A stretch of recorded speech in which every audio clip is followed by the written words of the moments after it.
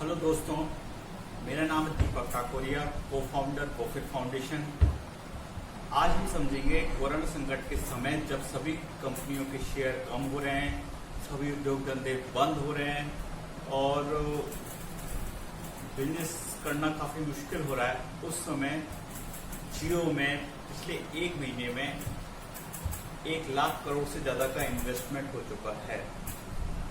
बहुत सारी कंपनियां जियो में इन्वेस्ट कर रही है, फेसबुक है, सिल्वर लेक है, विस्टा है, जनरल प्लांटेक है और KKR है। तो ऐसे जियो के पास क्या है कि इस कोरोना काल में भी जब कोई सब बिजनेस डाउन है, इसके शेयर खरीदने के लिए अमेरिकन कंपनियां लाइन में लगी हुई हैं। तो इस प्रश्न का उत्तर समझने से पहले हमें भूतकाल में जाना पड़ेगा, पास्ट में जाना पड़ेगा। बात होती है जब हम 9th में थे, 10th में थे, 2002-2004 में इंडिया में इंटरनेट आता है, मोबाइल आता है। इंटरनेट उस समय सिर्फ कंप्यूटर्स में ही था, बहुत कम लोग उपयोग में ले पाते थे।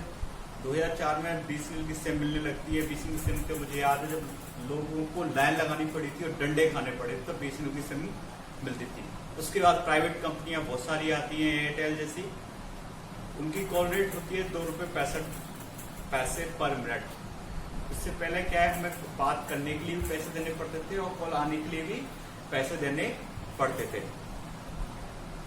एयरटेल के साथ ही ₹2.65 कॉल रेट लगती है। हम जैसे बहुत सारे लोग जो मोबाइल फोन नया रखना ही शुरू करते हैं, लेकिन तो अभी हम क्या करते हैं कि हम ₹1 में सिक्का ले जाके पुराने पीसों पर कॉल करते हैं ताकि हम पैसे। ये 2008 के बाद आता है एंड्रॉयड। इसके आते ही एंड्रॉयड बेसिकली गूगल का होता है। पुराने वाले जो मोबाइल फोन जो नोकिया के थे, वो की जगह उनका स्थान ले लेते हैं। सभी जगह स्मार्टफोन, MI जैसी कंपनियां लाइन लगा के आ जाती हैं और इंटरनेट के सस्ता।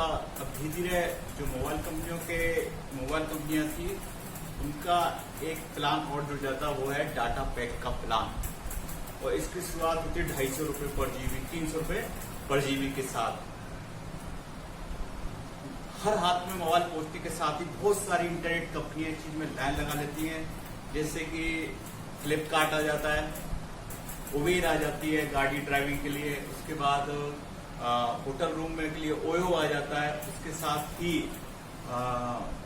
जोमेटो आ जाती है, व्हाट्सएप आ जाता है और धीरे धीरे इंटरनेट की खपत बढ़ने लगती है। हर कोई इंटरनेट यूज करना चाहता है, पूरे बिजनेस ऑनलाइन शुरू हो जाते हैं। हमारा अमेजन की डिलीवरी धीरे धीरे शुरू होने लगेगी। उसके साथ 2012 से 2015 तक के जो काल है, ये धीरे धीरे इंटरनेट कंपनियों का काल है। लेकिन इस टाइम भी ग्रोथ कम है क्योंकि इंटरनेट की कॉस्ट बहुत ज्यादा है, ₹250 पर, जो एक आम आदमी अफोर्ड नहीं कर सकता। यहीं पर होता है जियो का प्रवेश और ये क्या करता है कि कॉल को कर देता है फ्री और इंटरनेट का जो पैक मतलब जिस इंटरनेट की पर जीबी कॉल कॉस्ट थी ₹250, वो लेके आ जाता है ₹8 से ₹10 पर GB के तौर पर। इसके साथ ही बहुत सारे अचानक ही इंटरनेट की सब जगह सब्सक्राइबर बढ़ जाते हैं, डाटा स्ट्रीमिंग बढ़ जाती है, इंटरनेट के नए नए बिजनेस बढ़ जाते हैं। कोरोना इस संकट के समय देख लीजिए कि कितने सारे स्टार्टअप उभर के आए हैं ऑनलाइन एजुकेशन के, जैसे अनअकैडमी हुआ और भी बहुत सारे हैं जो ऑनलाइन एजुकेशन अवेलेबल करा रहे हैं। और धीरे धीरे जियो इस मार्केट का किंग बन जाता है। तो पहले तो ये समझना कि जियो टेलीकॉम कंपनी है, ये बेवकूफ भरी बात है। जियो एक इंटरनेट कंपनी है जिसके बहुत सारे प्रोडक्ट हैं, जैसे जियो सिनेमा जो लोकल नेटफ्लिक्स मान सकते हो, जियो मार्ट जो बाद में लोकल अमेजन और फ्लिपकार्ट को टक्कर देगी, जियो चैट, जियो पे मनी जो पेटीएम की तरह है। इस तरह मतलब बहुत सारे इसके खुद के ऐप हैं।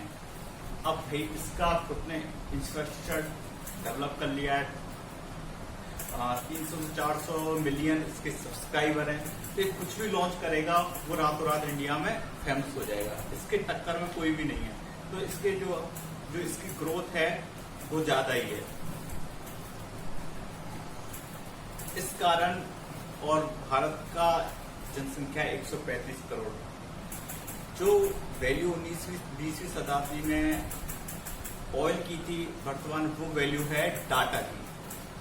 हम आम लोग चीज को कम समझ पाते हैं, डाटा ही फ्यूचर की सबसे बड़ी गोल्ड है। डार्क गोल्ड मान सकते हैं कि हम क्या खरीद रहे हैं, क्या बोल रहे हैं, क्या बात कर रहे हैं, सब हमें कंपनियां रिकॉर्ड कर रही हैं और हमें उसी प्रकार से उत्पाद बेचने की ओर ध्यान दे रही हैं। अब भाई फेसबुक का इंटरेस्ट क्यों है कि फेसबुक में ₹2 डाले, क्योंकि उसको पता है यहाँ का लीडर है जियो, और उसका जो भी इंटरनेट पर लाएगा वो जियो लाएगा।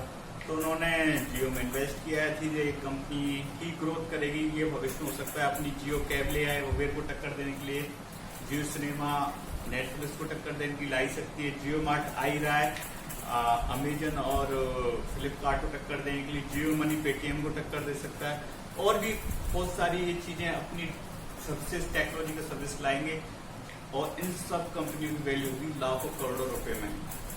तो यही 7 लोगों के साथ वो वही बिजनेस पे पैसे लगाएंगे जो उन्हें आगे अच्छी ज्यादा रिटर्न देगा। इस कारण ये कंपनियां पागल हुई जा रही जियो में इन्वेस्ट करने के लिए। तो जियो भविष्य का इंडिया में जो भी इंटरनेट के बारे में कुछ बड़ा करने की सोच रहे हैं तो वो जियो ही करेगा बेसिकली, क्योंकि उसके पास इंफ्रास्ट्रक्चर है और मनी है ट्रेड करने के लिए। Thank you very much. अगर तो दोस्तों कमेंट करके जरूर बताना आपको ये वीडियो कैसा लगा, आपको ये पसंद आया कि नहीं, और आपकी कुछ कंफ्यूजन हो तो आप हमें कमेंट कर सकते हैं। Thank you very